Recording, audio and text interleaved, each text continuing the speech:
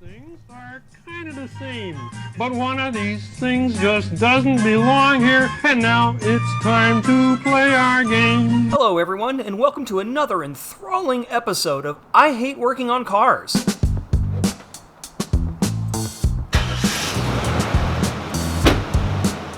In today's embarrassment, I'll be giving you a not tutorial on how to install this cheap piece of radiator I nabbed off Amazon in an effort to improve the cooling performance that was not provided by my last cheap piece of radiator purchase. Not being one to learn from my mistakes, let's get started. Here I am, like a newborn babe, discovering something for the first time. And that discovery is that the engine oil cooler lines are not going to fit into this otherwise nicely made radiator, which means I'm going to have to get creative, something I love doing when working on cars. I'm going to start by removing the battery. This isn't because I'm afraid of doing my best Nikola Tesla reading a book while wild shit happens impersonation, though I should be. No, it's because more practical purposes of giving me more room to work, and more room for something a lot more important than safety. Making room for epic B-roll.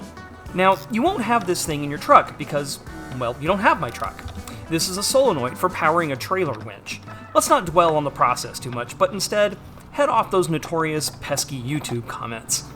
The next thing I'm going to do is pull out the upper fan shroud, which is held in by 6 10mm bolts. It would be 7, but like many of my screws, I'm missing one. Okay, that's done. I'll just monkey football this thing out of the engine compartment. Now I'll remove the cooling fan. Now, a mechanic might use the proper tool for this, but who has that tool lying around? Or rather, why bother when you can just use the big-ass pry bar to keep the pulley from spinning as I loosen up the nuts? I can also use the big-ass pry bar to spin the pulley so I can access the nuts on the lower side. Ignore the fact that in this shot, the upper fan shroud is still installed. It's not like I would edit a video out of order to make it look like I knew what I was doing from the start, right? Now, with the upper fan shroud magically removed from the next shot, we can pull out the cooling fan. Way to go, champ. I'm going to put a couple of these nuts back on the pulley to prevent it from decapitating a finger, or worse, damaging my AC condenser. But really, there's nothing holding the pulley on right now but tension and luck. It would have been ideal to remove the serpentine belt, but as established in my last video, I'm lazy. Since I'm still alive, and have all my digits, I can now crawl under the truck, remove the 2 10mm bolts holding the lower fan shroud, and remove that. And now, a break from our sponsors. This gut is brought to you by Oreo Cookies. Oreo Cookies, for when you're willing to trade in your feelings for a spare tire. Now that we've removed all the parts that aren't a radiator, now we can start removing some more parts that aren't the radiator, like the overflow and heater core return hoses. Pro tip from an amateur. If the hose is pretty well stuck to the radiator, you can wedge a pick tool in between the hose and the radiator to break the two apart without resorting to brute forcing your way to a trip to the ER for some stitches. Now, the back of my head will remove the lower radiator hose. Before I remove the remaining lines, I've assembled a collection of, let's call them toys for plugging dirty brown holes.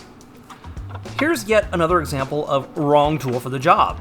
I should be using a 5/8 line wrench to remove the upper transmission cooling line, but I don't have one, so a regular open-ended 5/8 wrench will have to do. Check the video description. Maybe I'll leave lots of Amazon affiliate links so you guys can pay me for my time. You know, fixing my own car, because that's how life works.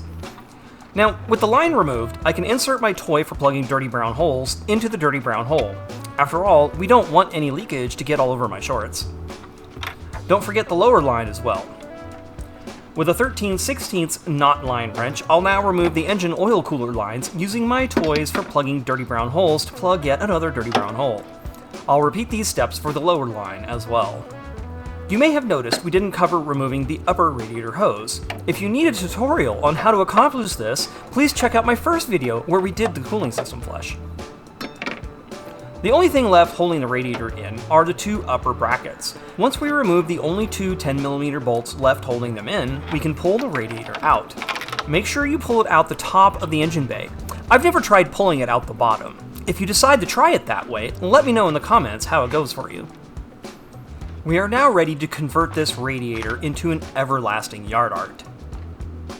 Now we get into the fun stuff. And by fun, I mean miserable motherfucking pile of shit assholes that sell crap like this saying it's a direct fit when it certainly fucking isn't, making me drop F-bombs all over my video, and now I have to cut and bleep out all this motherfucking bullshit. But I digress. What I need to do is convert this hydraulic fitting into something a little more generic, but first I have to cut the end off of this hydraulic line to remove the barb and the fitting. Here I'm affixing a classic old school made in America line cutter because American tools.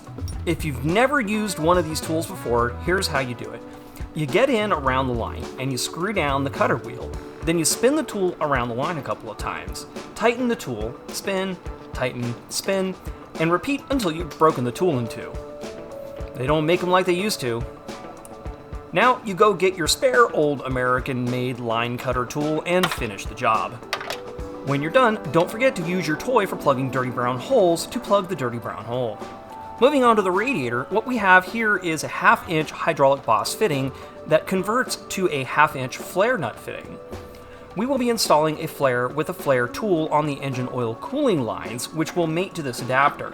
You can get these adapters at any auto parts store that makes hydraulic lines, and you can get these flare nuts there or at a hardware store. The fun has only just begun because 1/2-inch steel line is hard as hell to work with, and this line, where it's bent, isn't exactly circular, making it impossible to slide the flare nut far enough onto the line so I can get the flare tool in position. You can see me getting an F right here while I try to get the cone press installed onto the flare tool. The bottom line is I'm going to have to make this line round so I can slide the flare nut far enough down it that I can install the flare tool. In the video, this only takes a minute or two, but in real life, it took me about 17 months. After experimenting with vice grips, channel locks, clamps, and anything else that squishes things I could think of, I came back to the flare tool and just ran it all around the line, tightening and loosening, and tightening and loosening, and loosening and tightening, forever and ever and ever, until it was round enough to slide the flare nut down further. Now, there's no way my limp-wristed wrists are going to twist this thing into submission, so I'll be engaging in a touch of tool abuse.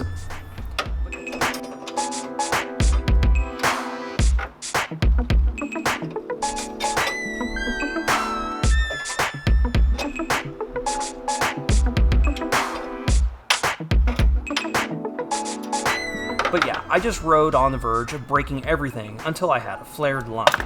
Now, I'm not going to show you what I did to deburr this because it's bad, okay? It's just not ideal. What you should use is the proper tool, like this one, but nevertheless, after deburring, this will be a nice fit. I won't make you watch me do the lower line, but trust it was just as painful to do as it was for you to watch the first one.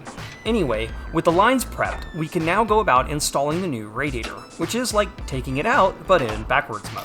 The transmission cooler lines bolt right up, so no modification is necessary for those. Just don't forget to remove the toy for plugging dirty brown holes first, and work your way up from the bottom of the radiator. Put the lower radiator hose on first, then the lower transmission cooling line, then the upper, then the heater core return, then finally the overflow tube. Make sure you use the wrong tools wherever you can.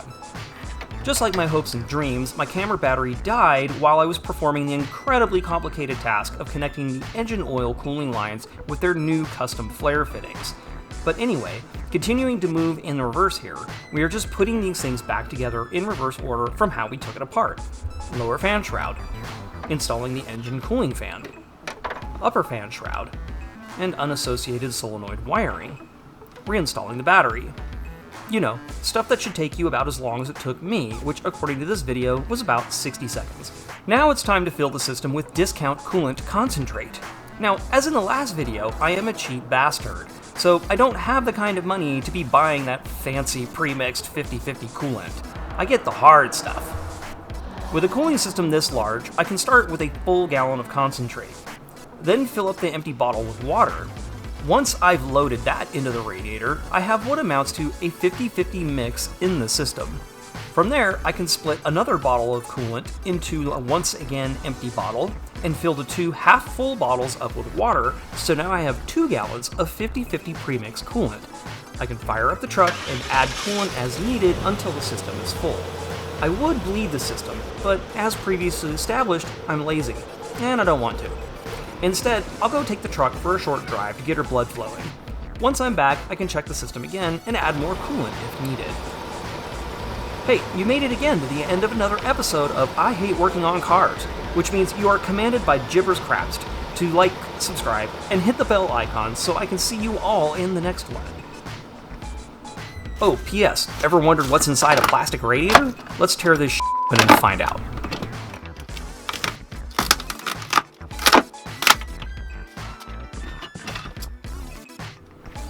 That's hot.